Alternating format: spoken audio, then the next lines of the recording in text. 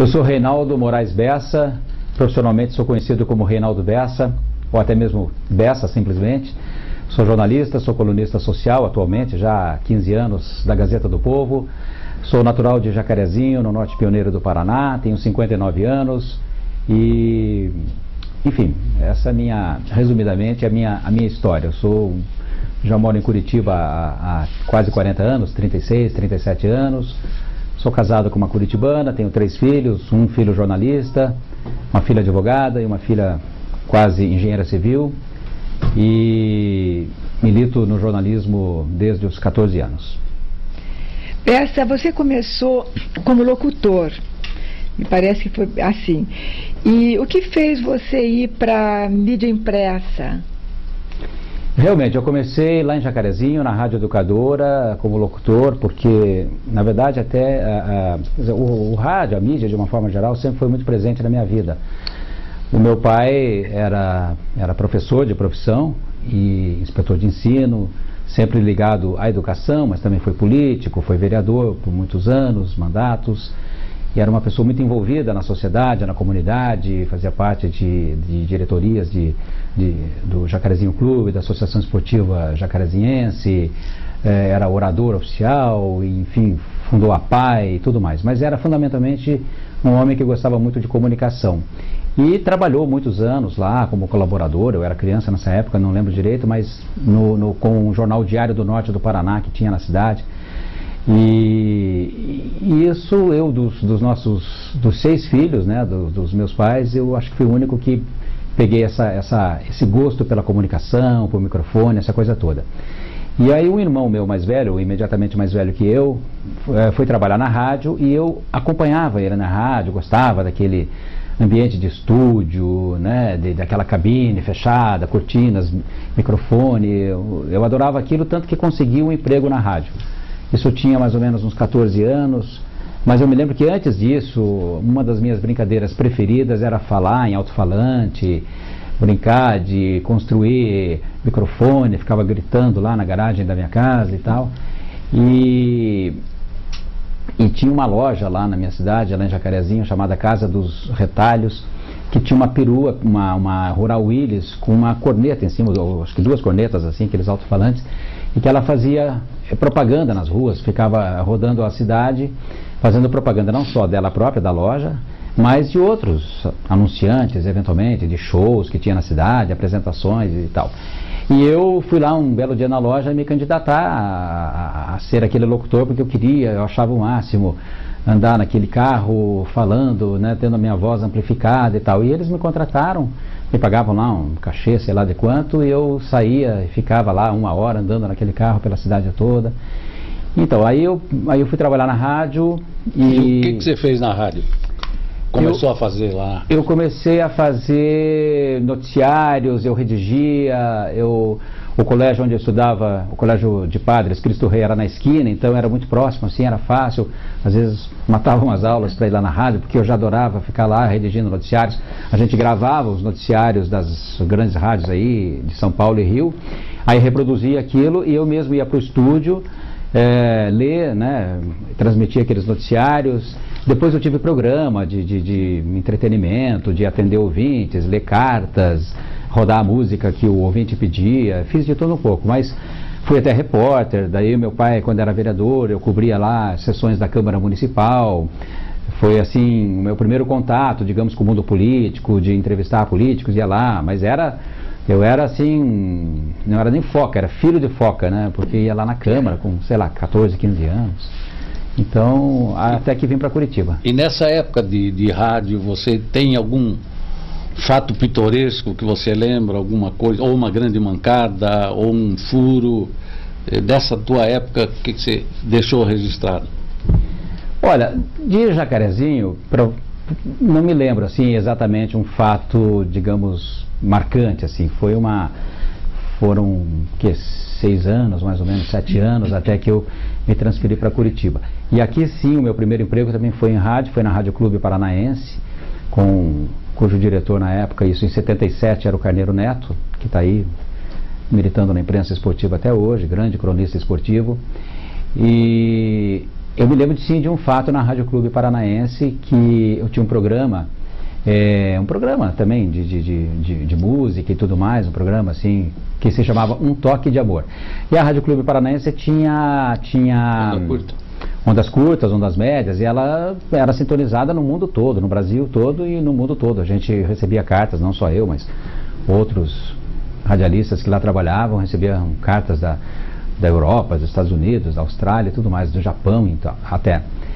E um belo dia eu estou lá na rádio apresentando o meu programa e eu vejo uma moça assim na sala da técnica, parada na porta, e eu vejo ela falando com o operador de som, e ela, né, eu não estava ouvindo o que eles estavam falando, porque tinha aquele vidro, assim, aquela divisória, mas eu vejo que ela perguntou, né, por mim, alguma coisa assim, e ele apontou com o dedo para mim. Eu estava lá no estúdio, estava rodando uma música, então eu estava lá, assim, sem fazer nada. Daí a moça veio, entrou no estúdio, abriu a porta, assim, muito devagar, assim, olhou para mim.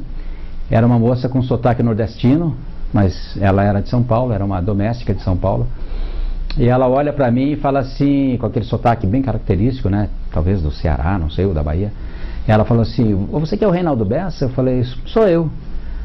Aí ela me deu uma medida assim, eu estava sentado, ela falou assim: mas não pode ser, é só isso. E se jogou no meu colo, assim, né, me deu um abraço, assim: ah, mas eu sou sua fã, que eu escuto o seu programa lá em São Paulo, vim aqui em Curitiba só para te conhecer e tal. Então isso foi uma coisa assim, lógico, dentre várias outras passagens aí, mas furos, não sei, né, naquele tempo eu estava iniciando, era um Foca também, mas ia para lá e para cá, fazer algumas coberturas aí. Como é que aconteceu essa contratação tua, Jacarezinho, Curitiba, pela PRB2? E por que não São Paulo, que era o caminho natural? Exatamente, São Paulo. Inclusive eu trabalhei em Ourinhos, que é estado de São Paulo, que é muito próximo ali de Jacarezinho, são 25 quilômetros mais ou menos. Trabalhei na Rádio Clube de Ourinhos. E eu, quando adolescente lá em Jacarezinho, a gente sempre ouvia as rádios, né? Naquela época, lógico que tinha televisão e tudo, mas a gente tinha uma ligação muito forte com rádio. Eu ouvia a Rádio Tupi de São Paulo, do Rio de Janeiro, Bandeirantes, Globo. Não, a Nacional eu já não era mais meu tempo. A Nacional acho que já nem existia mais nessa época. Estou falando aí início dos anos 70, meados assim, dos anos 70. Mas eu via aqueles programas, principalmente noturnos, né? Eu gostava muito, que era um talk show no rádio, né? Que o cara conversava com os ouvintes, com artistas, ele entrevistava muitos cantores, Adelson Alves, Odilon Araújo, Coli Filho e tal. E eu gostava muito daquele universo, daquele mundo. Mas não houve assim, digamos, um contato prévio lá em Jacarezinho com Curitiba. Eu sempre falava para os meus pais, e para o meu pai especialmente, que eu queria muito vir para Curitiba, gostava e tal, e meu sonho era trabalhar com comunicação, com rádio, com televisão e tudo mais. E o meu pai, como era professor, nessa época ele era inspetor de ensino, ele tinha muita ligação com Curitiba, até porque ele estudou aqui, ele é de São Mateus do Sul, mas fez toda a escolaridade dele aqui e tal, e ele tinha um irmão que era daqui, morava aqui em Curitiba e tudo mais, ele vinha periodicamente, cada vez ele trazia um dos filhos. Então eu frequento Curitiba desde a infância, eu e meus irmãos. E aí eu vim naturalmente, chegou em 1977, eu tinha 21 anos e resolvi vir de mala e cuia, assim, falei para os meus pais: estou indo para Curitiba. Vim, morei temporariamente na casa de um conhecido, de uma família aqui, que eu havia conhecido. Depois me transferi para a casa desse meu tio e eu fui indicado por alguém para trabalhar na Rádio Clube. Eu cheguei lá, fiz um teste, assim, rapidamente, informal, fui aprovado e comecei a trabalhar. Já me destacaram como repórter para ir cobrir ali, isso era o governo Jaime Canet Júnior, cobrir Palácio Iguaçu, Assembleia e tudo mais, e eu comecei aí fiz programas, né, esse que eu citei há pouco. E depois você foi também para televisão. Fui para televisão, fui para o Canal 6, então hoje CNT, mas na época Rede OM de comunicação, que também era um desejo, um sonho meu de trabalhar com televisão, e me chamaram lá, enfim, né, para trabalhar. Fui apresentador, fui repórter, Bom, lá a gente fazia de tudo, né? Desde da própria maquiagem, antes de ir para o estúdio, para apresentar jornal. Inclusive, eu trabalhei lá com meu amigo Walter Schmidt, que foi meu chefe lá na época, um deles, e enfim, a gente era... Mas foi uma grande escola, porque como a gente tinha que fazer tudo, né? A gente redigia, eu no meu caso, eu redigia, apresentava, era repórter, né? E como é que você foi para a mídia impressa? Para a mídia impressa, como é que aconteceu eu fui bem mais tarde, porque eu sempre fui de rádio e televisão, né? Sempre fui da mídia eletrônica. E aí, mais ou menos na década de 90, início da década de 90, eu fui trabalhar na então Rede Manchete, que estava surgindo em Curitiba. Alguém me falou, olha, estão montando equipe lá na Rede Manchete e tal, estão precisando de gente. E a pessoa que tinha sido contratada para dirigir o jornalismo da Rede Manchete aqui no Paraná era o Dirceu Pio, jornalista que era do Estadão, da Agência Estado, foi muitos anos aqui e foi contratado. Aí falei com ele, acertamos, eu fui para lá. E ele era de jornal, nunca havia trabalhado em televisão. Eu era de televisão e nunca havia trabalhado em jornal. Nessa época eu estava trabalhando como assessor de imprensa na Assembleia Legislativa. Aí fui para lá, pedi demissão lá da Assembleia e tal, e eu gostava de trabalhar, mas ao mesmo tempo, né, o meu negócio era a televisão e tudo mais. Então fui para lá, né, com todo o gás, que era uma equipe que estava começando, uma rede nova e tudo mais. Com o passar do tempo, o Pio chega para mim e fala assim, olha, eu recebi um convite para voltar para o Estadão. Eu vi que ele não estava se adaptando muito bem com o veículo televisão e tal. Ele acabou voltando para o Estadão e eu assumi a direção do jornalismo por um tempo, quando ele saiu. E aí, um belo dia, ele me liga e fala assim, olha, tem uma vaga aqui para repórter aqui na sucursal, você não quer vir trabalhar? Aqui eu falei, olha, eu nunca trabalhei em jornal e muito menos numa sucursal, né? A sucursal era da Agência Estado, mas ao mesmo tempo era do Estadão, que na época, ainda hoje mas na época era muito mais forte, assim, o nome Estadão tinha um peso muito grande. Ele, não, vem aqui que, né, eu te dou as dicas aqui, não tem problema. E eu me sentia assim, poxa, mas eu já de cara vou entrar numa sucursal, né? Enfim, era um clube, assim, do qual eu não fazia parte, nem imaginava fazer parte. Mas fiquei lá uns 3, 4 anos, fiz várias coberturas, matérias e tal. E aí, quando a sucursal foi extinta, acabou sendo extinta, quando eu cheguei lá era uma equipe grande, tinha lá 6, 7 pessoas, e ela foi diminuindo ao longo do tempo e tudo mais. Tinha lá Teresa Urban, tinha Jorge Mosquera, enfim, tinham nomes muito fortes lá, além do próprio Pio, que era o diretor. Mas depois ele foi embora para São Paulo e... Bom, mas aí eu fiquei para apagar as luzes da sucursal. Eu fiquei como correspondente por um ano e meio, até que a sucursal foi extinta por completo. Aí eu montei uma agência de notícias regional, eu e a minha mulher, que também é jornalista, a Cláudia, montamos uma agência calcada na Agência Estado, que era nacional, mas voltada para a realidade paranaense, para atender jornais do interior do Paraná que não tinham sucursal aqui em Curitiba. Mas você também, daí editou uma revista. Um jornal, né? Jornal agrícola. Uma revista, Curitiba e um jornal agrícola, o Multirural. E aí nós montamos essa agência, a Multipress, agência de notícias, montamos uma equipe, tiramos profissionais de outros jornais, inclusive da Gazeta do Povo, montamos uma equipe, né? Alugamos uma casa aqui no Bigorrilho, adaptamos ali, fizemos uma redação informatizada, isso eu estou falando de 1993, 94. Foi uma experiência curta, mas bem interessante, assim, até porque foi uma iniciativa, até onde eu sei, pioneira. E funcionou muito bem, tanto é que os jornais do interior que nunca tinham tido, com exceção da Folha de Londrina, que nunca tinham tido sucursal em Curitiba, vinham atrás da gente, queriam comprar nossos serviços e tal, e a gente daí, em paralelo, criou essa revista, a Curitiba que assim, em termos gerais, para as pessoas entenderem, era uma espécie de Caras, era uma revista, na época não existia Caras, né, mas ela... Por coincidência, ela tinha o mesmo tamanho da Caras, era uma revista num formato maior, era uma revista bem colorida, com fotos de eventos, né, mas focada em Curitiba. chamava-se Curitiba É. E criamos um jornal agrícola também, o Multi Rural, que a gente tinha uma tiragem de 60 mil exemplares, que era distribuída por todo o interior do Paraná e era encartado até mais de uma centena de jornais, não só diários, semanários, quinzenários. Distribuição gratuita? Gratuita, totalmente gratuita. Patrocínio, evidentemente. Tinham patrocinadores privados. Você falou, só interrompendo, você falou, montamos uma equipe, tiramos o pessoal da Gazeta, não tiramos, da Gazeta do Povo, etc. Pode citar alguns nomes? A gente foi buscar esses profissionais no mercado. Posso, claro. Sérgio Wesley, que era da Gazeta, Lorena Klenk, que hoje é a chefe lá da comunicação social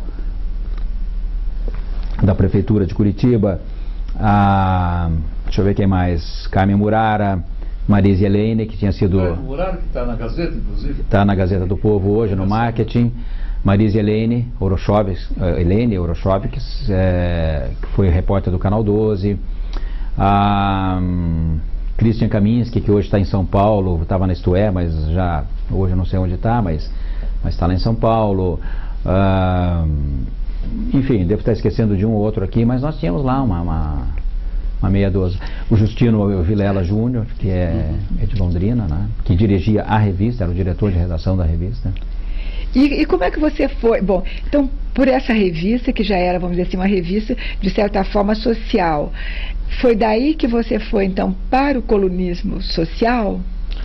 Como é que foi que você entrou na coluna social? Eu virei colunista social, assim, acho que por um grande acaso, porque eu não pensava, nunca imaginei. Tem até uma história engraçada, assim, para mim, pelo menos ela é emblemática. Porque eu vinha substituir o Dino Almeida na Gazeta do Povo. Quando eu era criança, eu disse há pouco aqui que eu frequentava Curitiba desde criança, porque meu pai tinha irmão aqui e tudo mais. Então, sempre que a gente vinha, a gente ficava na casa desse irmão dele ali na rua Nunes Machado. E a gente saía para passear por Curitiba com ele, com a minha tia, ou mesmo com meu pai, minha mãe e tal. Mas eu me lembro de uma vez que eu estava caminhando pela Rua 15, pelo calçadão. Para mim tudo aquilo era novidade, eu era criança, devia ter uns 8 anos. E eu lembro de passar na frente de uma banca e ver um jornal pendurado do lado de fora, assim, da banca, não sei se era Gazeta, porque o Dino, antes da meu Gazeta, teve, acho que no Diário da Tarde, né? Diário do Paraná. Diário do Paraná. Mas enfim, eu lembro que tinha um jornal e a fotografia do Dino, assim, na capa, e estava escrito assim: Dino Almeida, o colunista mais lido do Paraná. Mas eu li a palavra lido como lindo. E aí eu falei, pensei comigo, como é que um cara assim careca e tal pode ser o mais lindo do Paraná, né? E fiquei com aquela, nada contra os carecas, né? Mas para mim a palavra lido soou como lindo, né? Eu não sabia o que era lido. E fiquei com isso. E daí, sei lá, 30, 40 anos depois eu vim a ser o Agora, antes sucessor de você dele. Foi pro estado do Paraná, né? Aí eu estava lá, nós tínhamos a agência, que foi uma experiência que durou pouco, por contingências econômicas da época e tudo mais. A agência acabou terminando, a gente encerrou as atividades e eu fui trabalhar na Rádio Exclusiva do empresário Luiz Mussi. Aí fui lá apresentar um jornal, porque eu já havia trabalhado em rádio, sempre gostei, gosto até hoje, e tinha saudade. Calhou de surgir esse convite. Eu fui trabalhar na Rádio Exclusiva, apresentava um jornal ao vivo pela manhã. E, paralelamente a isso, eu fui contratado pelo Jornal do Estado, para ser chefe de reportagem. Então eu trabalhava de manhã no Jornal do Estado, quer dizer, entrava na rádio 6 horas da manhã, mais ou menos, e saía de lá umas 9 horas, ia para o Jornal do Estado, e aí a Exclusiva tinha uma sede muito bem equipada, era ali nas Mercedes. Eles eram rádio, televisão, o HF, não era canal aberto, mas tinha um canal de televisão, e era uma produtora de vídeo também. Então eram 3 empresas numa só. Então eles tinham uma estrutura muito boa, tinham câmeras, estúdio rádio, estúdio de televisão, câmeras, equipamentos de última geração na época e tudo mais. Eu, como já tinha trabalhado em TV, mas tinha sido basicamente repórter, né, e tal, mas eu olhava toda aquela estrutura lá, e um belo dia eu cheguei para o Mussi e falei: olha, estou pensando em fazer um programa de televisão, mas queria fazer uma coisa diferente, não um bate-papo de estúdio, aquela coisa assim, você aqui, um entrevistado aqui, uma mesinha de centro e tal. queria fazer uma coisa de ir nos eventos, pegar a equipe, a câmera e ir nos eventos e entrevistar as pessoas lá, em loco. O que você acha? Eu falei, você tem, né, toda essa estrutura aqui, você tem espaço sobrando na grade, porque ele não tinha nenhuma rede, era uma televisão independente, era um canal independente. Ele falou, pode fazer, vamos fazer. Então aí nós criamos o nome, passou a se chamar Gente Exclusiva, pelo nome da emissora, que era TV Exclusiva, e eu comecei a ir nos eventos. Então eu olhava nos jornais, eu já trabalhava no Jornal do Estado, eu olhava lá, o que tem hoje à noite na cidade? Ah, tem, sei lá, abertura da Casa Cor. Chegava lá na cara dura, olha, eu sou lá da TV Exclusiva. Eu já era, assim, um profissional conhecido na cidade, que já tinha aí, sei lá, 20 e tantos anos de profissão em Curitiba e tudo mais. Mas eu era mais conhecido no meio jornalístico, político e tudo mais. No meio social não era muito conhecido. Comecei a fazer esse programa lá e ia todo dia num evento. Todo dia num evento, editava, a minha mulher já entrou como editora. E a gente veiculava isso lá na própria TV Exclusiva. Eles me deram 1 hora, que eles tinham um espaço sobrando na grade. Então a gente veiculava esse programa e mostrava. E o programa foi engrenando, foi pegando, as pessoas daí, com o tempo as pessoas começaram a ligar, olha, a gente quer convidar você para vir aqui no nosso evento, você pode vir. Então a coisa foi meio que se invertendo, daí eu passei a ser convidado. Fiquei lá 1 ano e meio, 2 anos lá na Exclusiva, era canal fechado, o HF. Até que eu recebi um convite da RIC TV, que já era na época Record aqui no Paraná, para transferir o meu programa para lá, que era TV aberta. Eu aceitei, mas eu falei, olha, eu estou bem aqui na Exclusiva, né? O programa começou aqui, esperei, eu saí de lá na boa, sem problema algum, e fui então para a RIC, onde eu fiquei 13 anos. Com o programa daí nós mudamos o nome para Jet Set, que daí o programa já tinha engrenado um pouco mais, já estava mais conhecido, as pessoas já chamavam mais assim, e nós mudamos o nome para Jet Set para dar assim uma cara mais social mesmo, um foco mais assim social. E fui para a RIC, fiquei 13 anos. Até que em 2011 eu recebi um convite para colocar o meu programa na CNT. A RIC teve problema de horário, ele estava entrando muito tarde da noite, porque programa local tem essa questão, né? A prioridade é sempre a rede. E a Record, todo mundo sabe, tem lá a Igreja Universal, então os horários eram todos os horários da madrugada, até após a meia-noite. O meu programa entrava após a meia-noite, então os horários após a meia-noite eram da igreja. Então eles tinham que negociar com a igreja um espaço na grade para encaixar meu programa. E com isso ele foi entrando cada vez mais tarde, estava assim já na faixa de 2 da manhã. Então estava inviável para mim e eles também estavam com problema, eu acabei saindo e a CNT que já vinha me procurando, então eu falei, olha, agora eu posso atender o convite de vocês, então estou lá na CNT desde então. E hoje, inclusive, ele está sendo veiculado em todo o Brasil pela CNT. E a coluna social impressa? Então, onde é que você começou?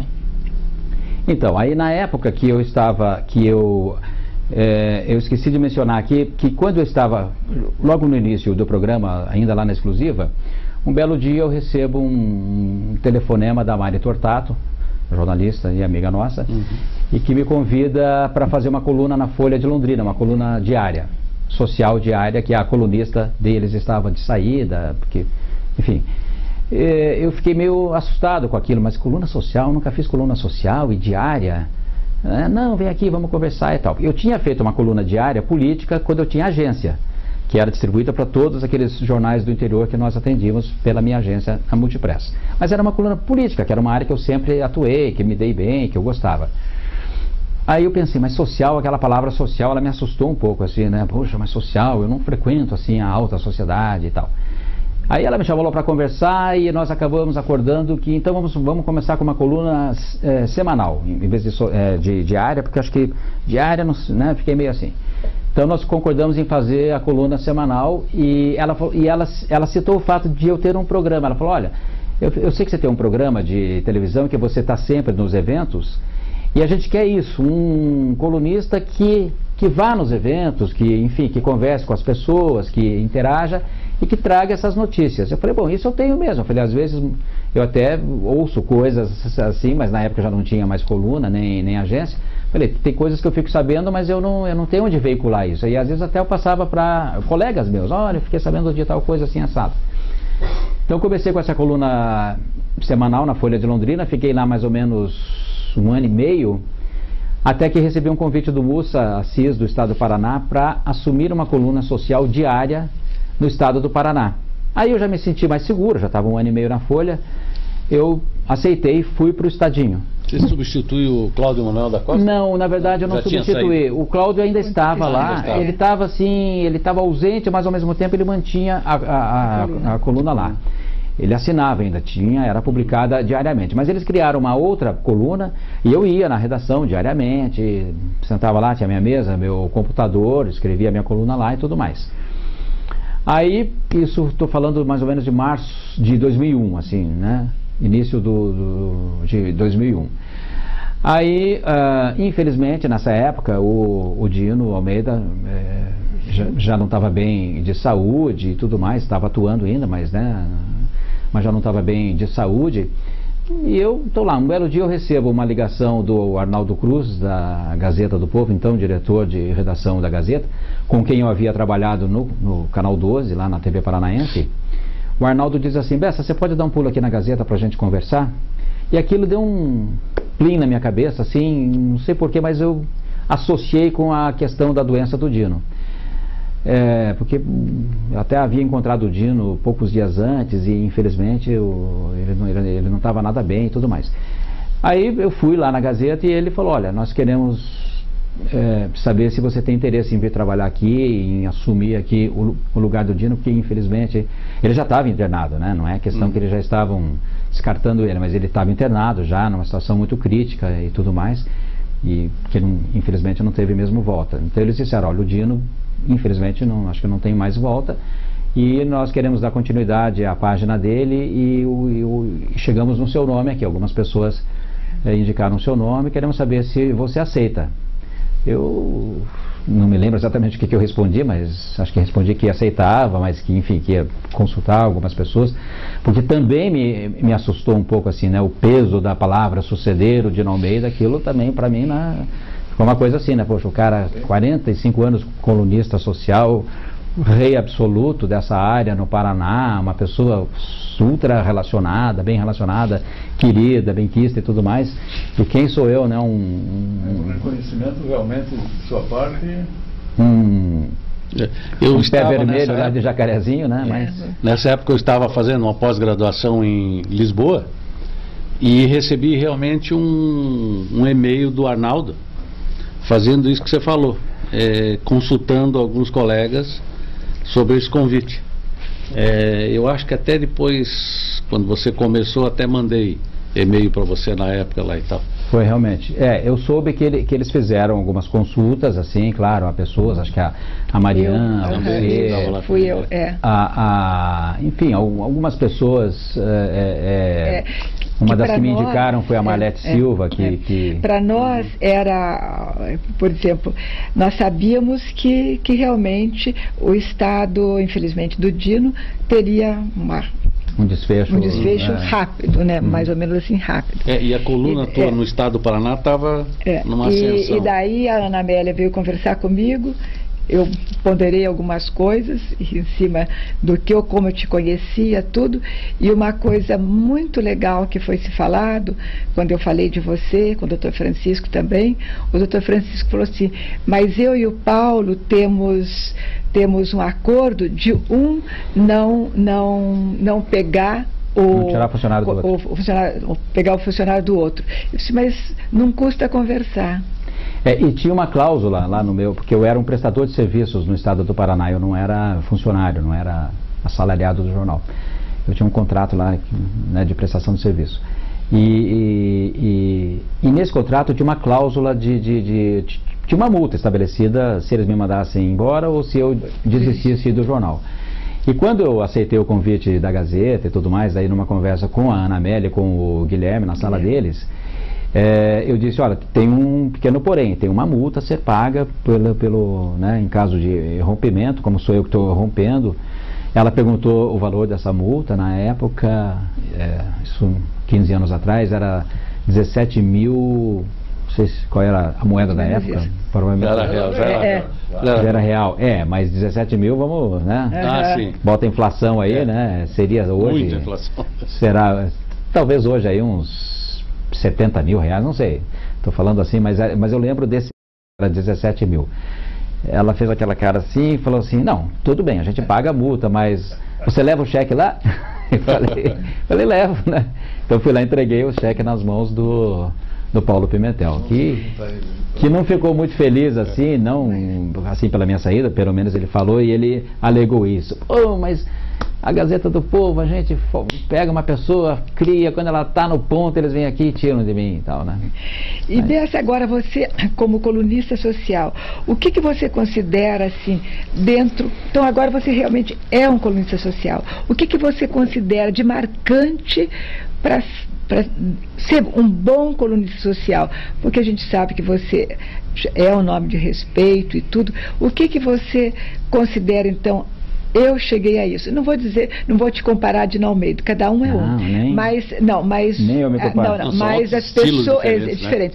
Mas você então é um nome dentro do que é hoje o colunismo social. Então o que você vê de marcante nisso?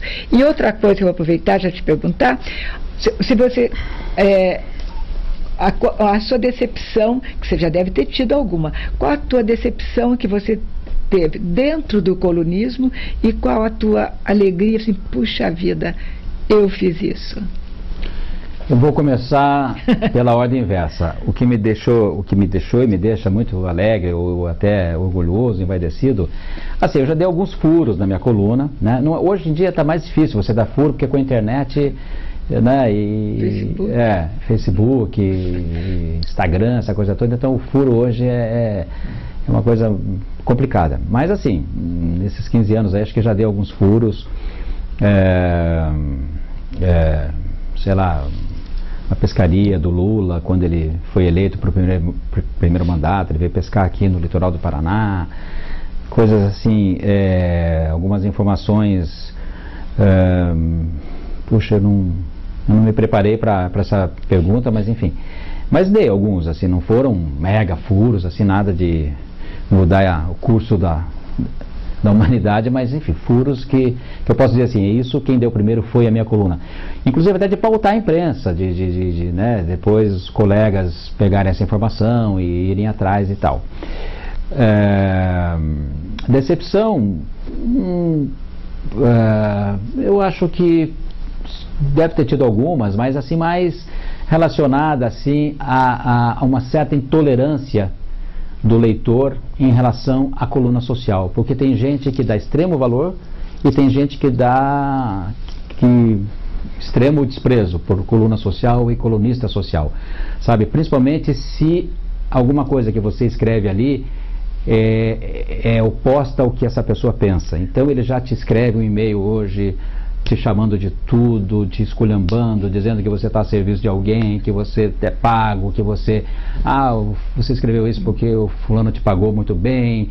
Eu vou usar uma expressão aqui, sei lá, mas assim, que você é puxa-saco de poderosos, que você é isso e aquilo, quer dizer, não chega a ser uma decepção. Você olha aquilo, você fala, bom, é uma pessoa que, né, tudo bem, ela tem o direito de divergir, discordar de você, mas às vezes a maneira de colocar essa crítica é muito agressiva, muito forte, né? E as pessoas tendem a olhar o colunismo social, algumas pessoas pelo menos, assim como um jornalismo menor, que para mim não é nada mais do que jornalismo, é um jornalismo que reporta os fatos sociais da cidade, que também são importantes.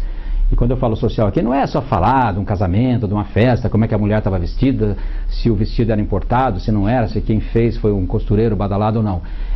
Eu acho que o mundo social, ele reúne quem? Ele reúne empresários, reúne políticos, reúne profissionais liberais, reúne todo tipo de gente em torno da sociedade. A sociedade é uma coisa plural, ampla, né? Então, e são as pessoas que realizam as coisas, né? Lógico, como em todo ajuntamento humano, você tem gente boa, você tem gente que não é boa, gente que não é muito, digamos, né?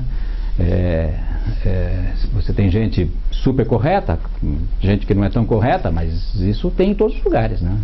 Essa você, nesse teu estilo de coluna, que não lembra as antigas colunas sociais, você se inspirou em alguém? Você tem algum colunista nacional ou até estrangeiro que você tenha seguido na linha dele? Sinceramente, não. Não, assim, pelo menos que eu possa dizer assim, eu me inspirei no fulano, não. Claro que eu devo ter me inspirado, assim como o meu programa de televisão, um programa que é claramente inspirado, eu nunca escondi isso, no Amaury Júnior, que é aquele estilo de programa, de você conversar informalmente com as pessoas, né, sem aquela rigidez do jornalista que faz a pergunta mais capciosa, né, mas aquela pergunta mais assim, digamos, não é pergunta de amigo para amigo, nem de camarada, é uma pergunta mais informal, porque é como se você estivesse numa festa, num casamento, você não vai ficar perguntando pro cara, no pé, né? Quanto você pagou nesse vestido? Quanto você pagou no seu terno? Não, você vai conversar outras coisas, né? Na minha coluna foi a mesma coisa. Quando eu fui para a Folha de Londrina e mesmo para o estado do Paraná, como eu já tinha o programa e eu ouvia, pegava trechos de conversa de empresários, às vezes eu estava ali num coquetel, escutava um empresário falar para o outro assim: escuta, eu já convidei lá o fulano de tal para assumir lá a presidência da minha empresa. Sei lá, estou dando um exemplo assim. Era uma empresa importante na cidade, ou um banco, sei lá, alguma coisa. Então eu tinha aquelas informações, eu não tinha onde publicar aquilo. Quando eu fui para a Folha, então agora eu tenho uma coluna. Então eu comecei a usar essas informações. No estado do Paraná, a mesma coisa. E eu mesclava, assim, tanto informação social quanto informação política, econômica, empresarial. E acho que isso foi... Claro, esse estilo, pelo menos aqui no Brasil, quem tinha era o Zósimo, né, no Rio de Janeiro, no Globo, que era uma coluna social, que ele falava da sociedade carioca, das grandes festas, dos bailes do Copacabana Palace, não sei o que mais, mas ele também dava informação do econômica, que esses grandes grupos empresariais, BNDES e outros mais, privados e públicos e tudo mais. E eu fui fazendo a mesma coisa aqui, regionalmente. E depois eu soube que foi isso que atraiu a atenção lá da Gazeta do Povo, que disseram: a gente quer uma coluna assim, que não fique falando só do social, puramente social, aquele social só de escrever ali a festa, o casamento, os 15 anos, a bodas de ouro ou de prata do casal, mas de dar informações mais amplas. Eu como era jornalista já já tinha tido uma história no jornalismo político e tal, então eu gostava disso, de ficar sempre atento para as informações, aquelas informações mais, de cocheira, assim como a gente fala. Bessa, você nasceu em 1956. Isso. Dino Almeida já reinava nesses anos pelo Diário do Paraná. Já era o mais lindo do Paraná. Nesse momento está aqui sendo interrogado pelo Walter Schmidt, pela Mariana Guimarães, Luiz Renato Rivas. E eu era o Diário do Paraná. Eu não vou contar a minha história, mas queria fazer uma comparação. Na época, os dois colunistas, você, claro, 56 não conhecia, não tinha idade para isso. Era o Jacinto de Tormes e o Ibrahim Suede. E o Dino Almeida se espelhou muito nisso, que era natural, era um estilo de coluna na época, né? Com a evolução dos tempos, quando ele foi para a Gazeta nos anos 60, aquele estilo de coluna social é muito diferente do que você faz hoje. Hoje você faz uma coluna editorial do jornal. Você tem a credibilidade editorial do jornal. Claro que tem os editoriais na segunda página da Gazeta. E naquela época a coluna do Dino, tanto no Diário do Paraná e principalmente depois na Gazeta, era uma coluna que infelizmente era comercial no aspecto das grandes empresas quererem aparecer. E o Dr. Francisco e o Dino eram parceiros nisso. Depois o Dino abriu mão e ficou com somente, aliás, o Francisco abriu mão, ficou somente o Dino, né?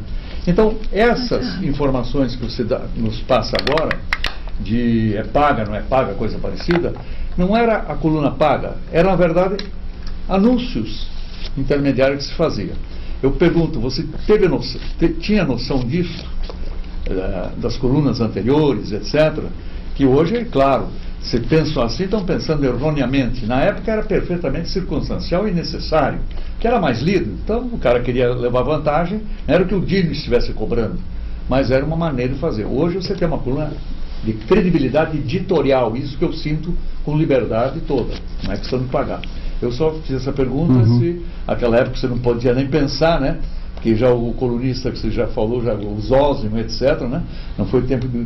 Então, às vezes, essas pessoas de gerações passadas, talvez confundam essas coisas, né? Confundem com muita frequência e me perguntam. É muito comum eu receber e-mails, olha quanto que custa aí para botar uma foto minha, ou do meu filho que vai casar, ou do meu filho que se formou lá em Harvard, enfim.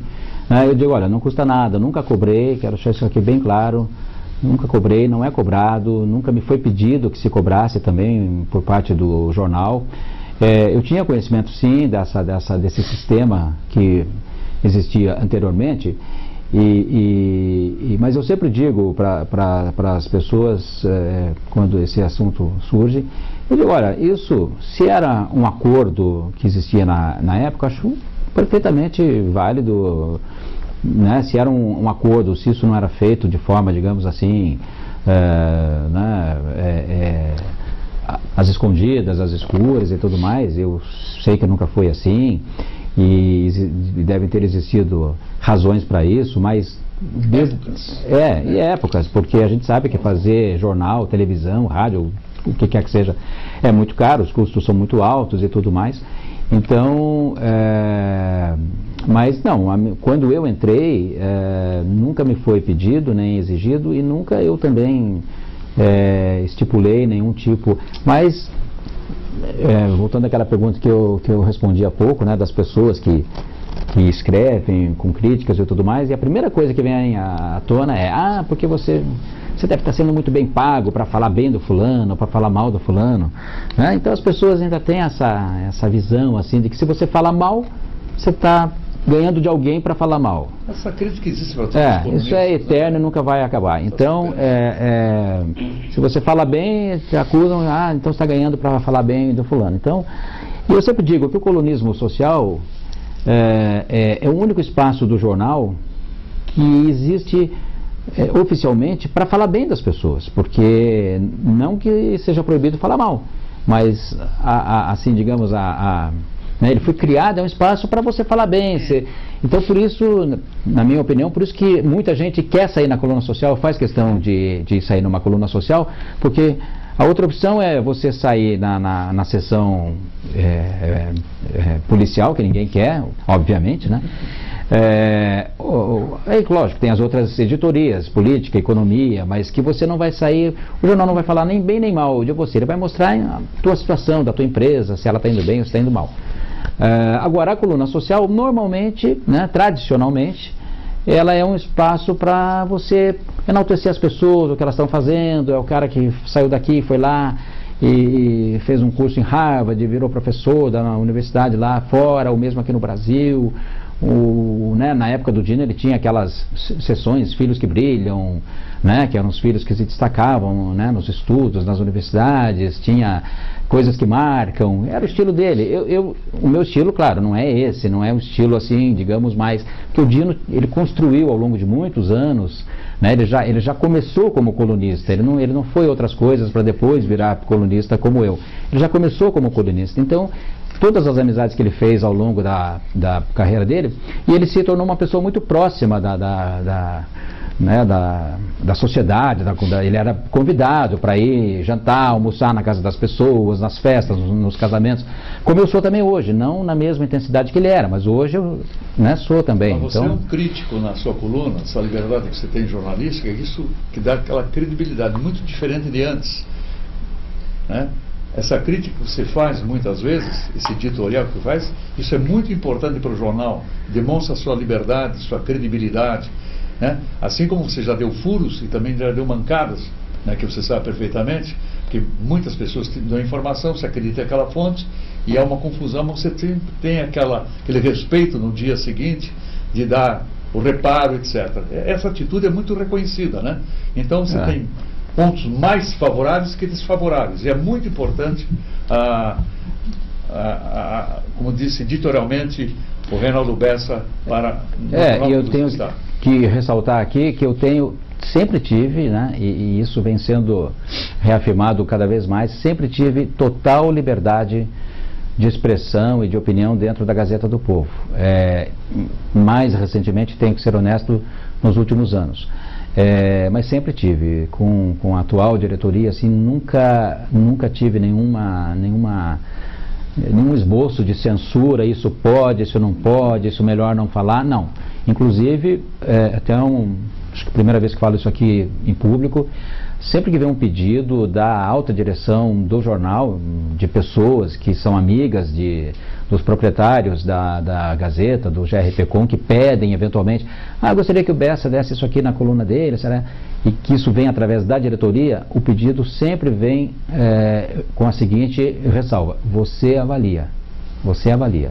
Quer dizer, mesmo sendo um pedido da direção, eu tenho a liberdade de eventualmente não dar aquilo, se eu entender que não é notícia aquilo. Porque às vezes a pessoa pede, para ela é relevante, mas para o leitor pode não ser.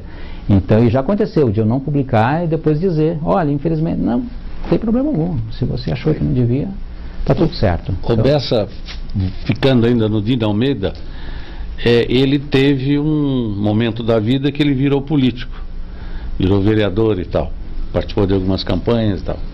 Você tem pretensões políticas? A coluna te dá isso? Nunca tive. A minha pretensão política sempre foi zero, apesar do meu pai ter sido vereador e sempre gostar muito de política. Eu lembro que eu, criança, subia em palanque lá em Jacarezinho com os políticos da época, sempre de calça curta lá, e ouvindo discurso e tudo mais. Mas é uma coisa que nunca me passou pela cabeça. Volta e meia alguém me pergunta isso: por que você não sai candidato a vereador? Você é um cara super conhecido. Disse, olha, eu acho que primeiramente eu seria um péssimo político, assim, eu não faria nada talvez de relevante para a sociedade, sei lá. Eu acho que político é uma profissão, é uma função, mais que uma profissão, uma função muito importante, que infelizmente não é muito bem aproveitada pela grande maioria dos políticos, mas é uma função muito importante, relevante para a sociedade, e quem chega lá, eu acho que tem que ter um preparo, uma estrutura de conhecimento muito sólida para propor. Não vai lá só ficar propondo nome de rua, nome de homenagem a isso, homenagem àquilo, e projetos que não alteram a vida das pessoas, se não piora, mas também não melhora. Então eu nunca me passou isso pela cabeça e não sei, nunca tive essa pretensão. Você ganhou fama alguma vez de esquerdista? De esquerdista? É. Não que eu saiba, assim... Nunca foi de partidário, né? E de direitista? Também não que eu saiba. Eu já recebi acusações de eleitores... Que você era comunista, né? Que eu sou... Sem cabimento. Mas eu não sou, eu me considero politicamente uma pessoa de centro, assim, eu não sou... Ora eu posso ser de esquerda, ora posso ser de direita, mas não sou... Eu sou de centro, eu me considero uma pessoa... Eu acho que a esquerda tem coisas louváveis, boas, aproveitáveis, assim como a direita também tem, né? E você, qual foi nessa tua vida de colunista a ligação telefônica mais importante que você recebeu? De colunista? De algum presidente da República? Essa semana eu falei com, acho que 10 minutos depois que ele havia sido aprovado pelo Senado, eu falei com o ministro Luiz Edson Fachin, no celular. Mas ele ligou, você ligou? Não, um amigo meu que estava com ele ligou para mim, o Glombe, José Lúcio Glombe, ex-presidente da OAB Paraná, estava com ele lá em Brasília, e havia me passado uma mensagem pelo WhatsApp dizendo assim: estou aqui com o Fachin, aqui no flat dele, tá aqui na comemoração. Eles estavam ali acompanhando a sessão do Senado, e assim que foi confirmada a vitória dele, estava ali ele com a esposa, filhos, netos e alguns amigos, e o Glombe falou assim: eu vou tentar te ligar e passar o telefone para ele. E deu certo, ele me ligou logo depois, e eu ouvi ele falar: ministro, aqui o Bessa está aqui no telefone, quer te dar um abraço. Então, quer dizer, ele tinha acabado de ser eleito, confirmado no calor ministro. E telefonema, assim, não vou me lembrar agora exatamente, mas falei com, nossa, com tanta gente, porque são 15 anos, né, assim, que já falei com grandes figuras aí, inclusive não só por telefone, mas estive com elas pessoalmente. Uma delas foi um argentino chamado Alberto Granado. Esse estive com ele pessoalmente. Entrevistei ele, Alberto Granado, que é a pessoa que fez a viagem de moto com o Che Guevara pela América Latina e que resultou naquele filme Diários de Motocicleta. Ele era o dono da moto lá, que convidou, era um químico, um bioquímico, fizeram aquela viagem desde a Argentina até a Venezuela, e depois de lá eles partiram para Cuba. E outros tantos, assim, Compay Segundo, que eu conheci lá em Cuba, cantor lá do Buena Vista Social Club, nossa, muitos outros, principalmente brasileiros, né, também. E o teu hobby do charuto continua? Continua literalmente a todo vapor. Você falou agora em Cuba que anualmente você vai Me perguntaram há pouco encontro, se eu sou esquerdista ou não, né? Eu já fui 10 vezes para Cuba, mas isso não tem nada a ver com a posição política, questão ideológica, posição política, né? É o charuto. É o charuto. Eu sempre vou lá com amigos daqui, para o Festival Internacional do Charuto. Esse ano, inclusive, eu fui também. E é um hobby que nasceu aí há uns 15 anos, eu nunca fumei na minha vida, nada, nem cigarro legal, nem ilegal, nenhum tipo de cigarro, nenhum tipo de droga. Comecei direto com o charuto, lá já estava assim, com uns 40 e poucos anos, e gostei. Essa pigarreada aqui não tem nada a ver com charuto.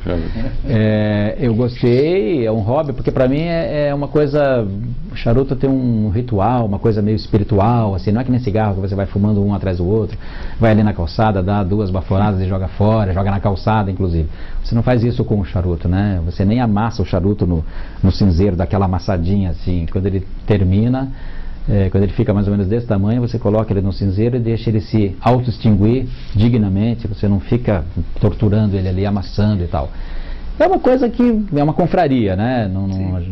Não é remédio, mas é um remédio para o espírito, assim, né? Então, ontem mesmo eu saí lá da redação da Gazeta, cansado, correndo, porque eu tinha feito um evento antes para o meu programa, daí voltei lá para a redação para fechar, e aquele estresse, manda foto, né? E saí de lá, eu liguei para um amigo meu, falei, vai me encontrar lá na charutaria.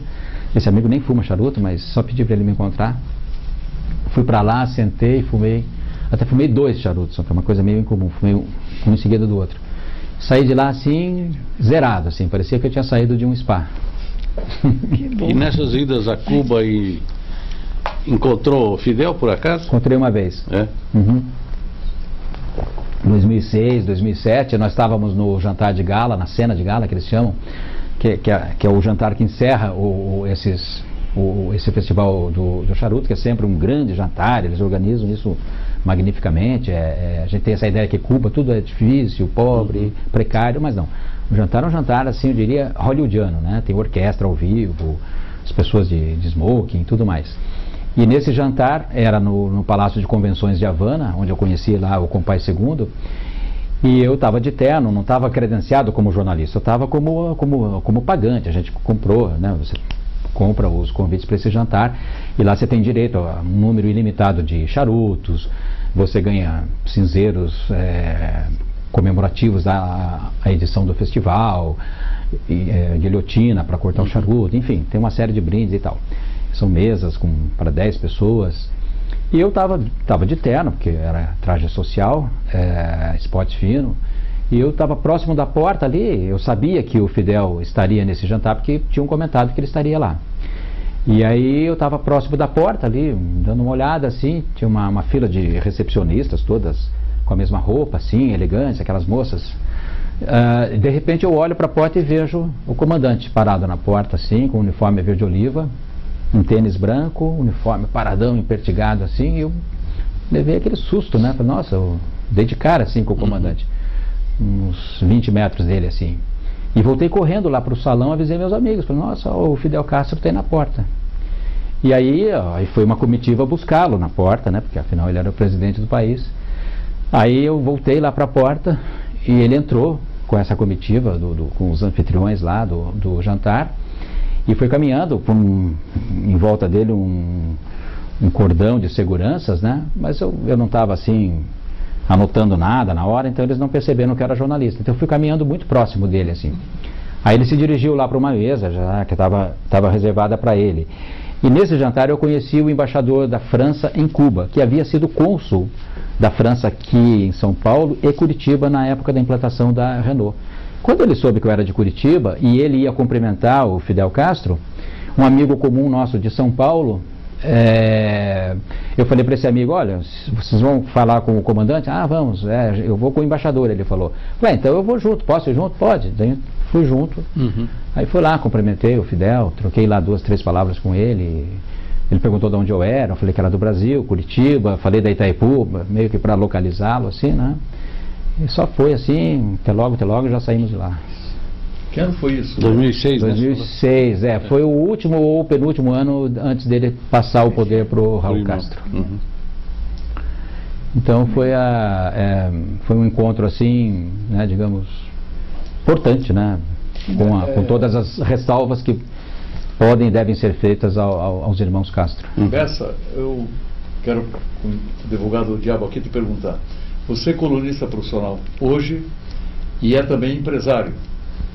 Então, são dessas duas fontes de sua sustentação, né? Conta um pouquinho como nasceu foi do colunismo que você foi para criar a empresa que atualmente é Jet 7, né? Jet 7 Produções. Não, eu já tinha o meu programa de televisão, que vem lá desde a época lá da exclusiva que eu falei. Quando eu fui convidado para a Gazeta, houve até uma discussão assim que teria que ser dedicação exclusiva, 100% à Gazeta. E eu ponderei o seguinte, falei, olha, eu já tenho o meu programa, na época o programa tinha uns 2, 3 anos, e eu pensei comigo, falei, bom, eu não sei se eu vou dar certo na Gazeta, se eu vou corresponder às expectativas, ou poderia eu também achar que não era interessante para mim, sei lá, né? Infelizmente, felizmente não foi o que aconteceu. Mas eu disse para eles, olha, eu gostaria de continuar com o meu programa, não parar, até porque as coisas são meio paralelas, né? O programa me traz muita informação também, porque eu circulo, né? Senão, se você é só colunista, está ali só dedicado ao jornal, a tendência de você se acomodar um pouco, de ficar ali na redação só por telefone e hoje por e-mail é grande, né? Mas não, eu me obrigo com o programa estar presente nos eventos, converso com muita gente, viajo e tal. E eles concordaram, não, por nós não tem problema. Então, desde que você, né, eles até me deram a liberdade de fazer minha coluna, não necessariamente lá na redação, mas eu faço questão de fazer lá na redação do jornal, sempre fiz lá, tenho mesa, computador, tudo. Então, como eu já tinha a minha empresa, ela se manteve. Hoje eu tenho um escritório à parte, mas eu não uso para coluna. O meu escritório só produz o meu programa de televisão. Ali eu tenho ilha de edição. Enfim, tem uma equipe muito pequena lá, enxuta, mas que se dedica exclusivamente ao meu programa. E né, lógico, eu vivo exclusivamente dessas duas coisas, né? Do meu empresário de sucesso também? Bom, aí eu deixo por conta das pessoas que, né, dos que me acompanham, eventualmente. Resultados comerciais, isso que eu me pergunto. Comercialmente?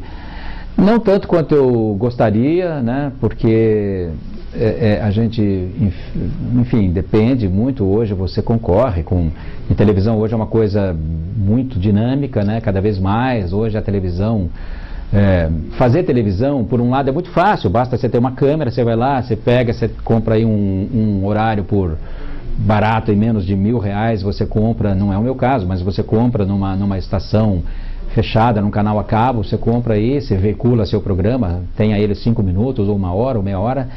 Então, assim, tem muita gente fazendo, as opções de televisão, de programas são muito boas, né? Eu, como estou em TV aberta, no cabo também, mas estou em TV aberta, então é complicado você concorrer, obviamente, um programa local, produzido aqui, com recursos modestos e tudo mais, você concorrer com as grandes redes que estão aí.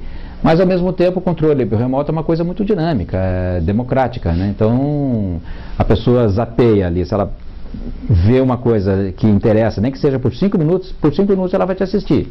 Mas ela muda, né? Todos nós somos assim, ninguém é fiel, 100% fiel a um mesmo programa, né? Você vai mudando à medida que ele deixa de te interessar. É feito com muita qualidade profissional, pode acreditar nisso, por isso que está no ar e sendo prestigiado pelos grandes empresários e jornalisticamente eu tenho acompanhado o seu programa.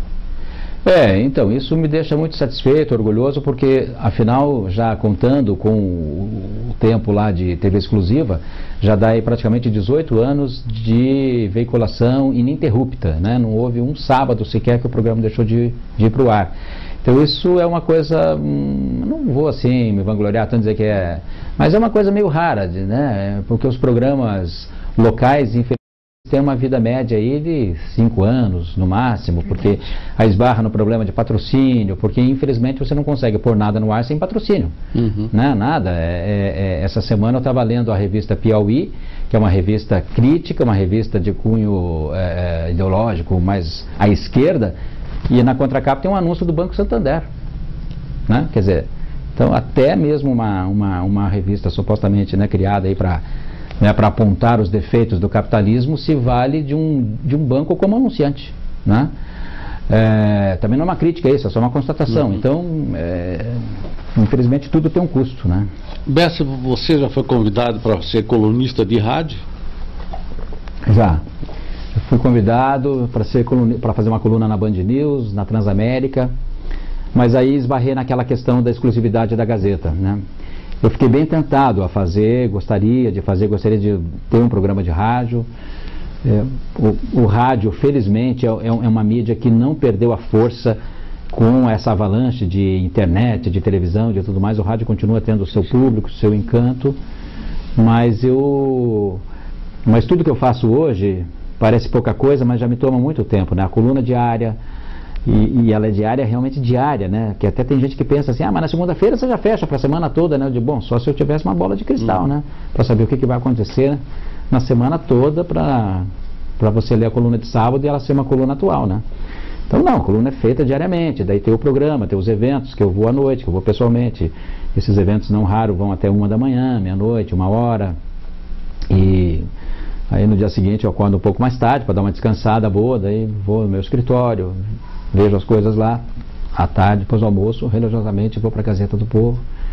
Quando eu não tenho evento à noite, com o meu programa, eu saio da redação 9h, aí vou para casa, ou vou, enfim, jantar com algum amigo, ou fumar meu charuto e tal, mas essa é a minha rotina. Mas eu fiz uma vez uma experiência na Rádio Ouro Verde, por um ano mais ou menos, mas depois estava muito complicado de operacionalizar isso, de fazer, eu gravava, mas gravava, daí 10 minutos já ia para o ar, então era praticamente ao vivo, né? Só chegava lá, gravava mas isso já tem alguns anos. As redes sociais não estavam ainda, né, estavam engatinhando. Então, hoje com rede social é muito difícil, como eu falei, você dar uma notícia exclusiva, né, 100% exclusiva. Geralmente você tem o furo, mas ele não se sustenta por muito tempo. Muito bem.